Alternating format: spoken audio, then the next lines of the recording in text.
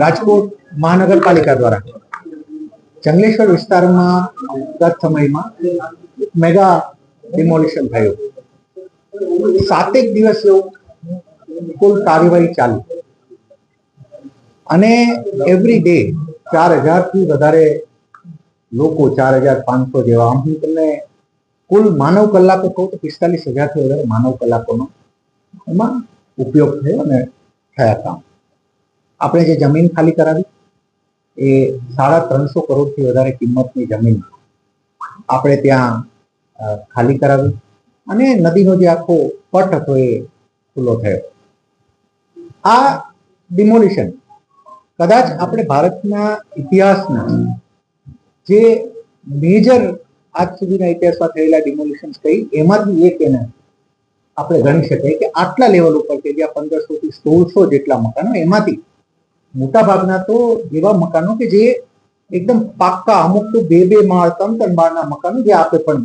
જાણો છો, આપ પણ હાલ એનું આ કામ થયું. હવે જયારે આ કામ થયું તો એના જે ખર્ચ બાબત છેલ્લા થોડા દિવસ આપના દ્વારા કે એમને કોઈના પણ દ્વારા જે કોઈ એમને આશંકાઓ થોડી થઈ, થોડી એમાં સ્ક્રુટિની, અમે એને ખૂબ ઓપન માઇન્ડ સાથે એ પ્રશ્નોને અમે લઈ અને એ પ્રશ્નોના આધારે આપણે ફરીથી જણાવીએ કે માન્ય મેયરશ્રી દ્વારા આપને પણ જે રીતે વાત થઈ છે તે અમને એક સૂચના આપવામાં આવી છે કે આખી સમિતિ બનાવવાની અને સમિતિ દ્વારા આ કામગીરીનો વિસ્તૃત અને તલસ્પર્શી અભ્યાસ થાય અને અભ્યાસ થઈને એનો અહેવાલ રજૂ થાય. હું આપને કમિશનર તરીકે સંપૂર્ણપણે આપને ખાતરી આપું છું કે કોઈ પણ પ્રશ્ન જે આપના દ્વારા કોઈ પણ વ્યક્તિ દ્વારા ઉભા થયા એ તમામ પ્રશ્નોની બાબત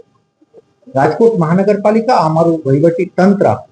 અમે ખૂબ ઓપન માઇન્ડથી વિચારી અને દરેક આ કમિટી સમક્ષ અમે એને સ્ક્રુટિની કરીશું. આ સ્ક્રુટિનીની અંદર પણ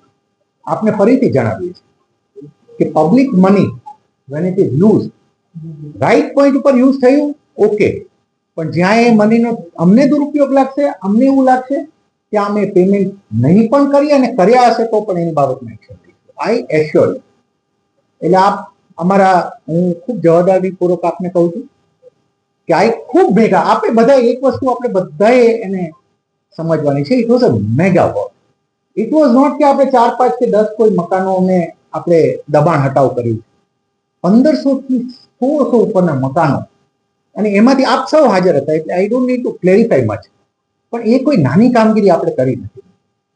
એટલે એનું સ્વાભાવિક રીતે આપણને થોડું નાની કામગીરી નથી, મોટી કામગીરી છે, તો એને આનુષંગિક તમામ વસ્તુ ખર્ચ ને બધું આવવાનું. ફરીથી હું રીઇટરેટ કરું છું કે અમારા ઓફિસર્સની આજે જ અમને હજી હમણાં જ આપ આવ્યા ને એ જ સમયે મને સૂચના આવી છે માન્ય મેયરશ્રીની, એ જ સૂચના મુજબ અમે અમારા સિનિયર ઓફિસર્સની કમિટી બનાવીશું અને એને ઓર તટસ્થ રાખવા માટે હું આપને પાછું ક્લેરિફાઈ કરું છું કે જે અમારા ડિમોલિશનના મેઇન ઇન્ચાર્જ ઓફિસર હતા, અમારા ઈસ્ટ ઝોનના ડેપ્યુટી કમિશનર શ્રી પ્રતિકભાઈ પટેલ, એ આખા ઓવરઓલ ઇન્ચાર્જ ઓફ ડિમોલિશન હતા, એમની જે આ તમામ ઓર્ડર એમને પણ આ કમિટીના સદસ્ય નહીં રહે. આ એ ઝોનના અમારા ઓફિસર સિવાયના ઓફિસર્સ અમે રાખીશું અને આપણે ફરીથી આશ્વસ્ત રહો. પબ્લિક મની એનો યોગ્ય યુઝ એ અમારી પોતાની જવાબદારી છે અને એની બાબતમાં અમે એન્શ્યોર કરીશું કે આ કોઈ પણ સંશય, આજ સુધી થયેલા કોઈ પણ વ્યક્ત થયેલી શંકા, સંશય કે એના કોઈ પ્રશ્ન કે એની બાદના પણ કોઈ પ્રશ્નો, એ તમામ બાબતમાં ખૂબ ડિટેલ સ્ક્રુટિની થશે એન્ડ વિલ એન્શ્યોર.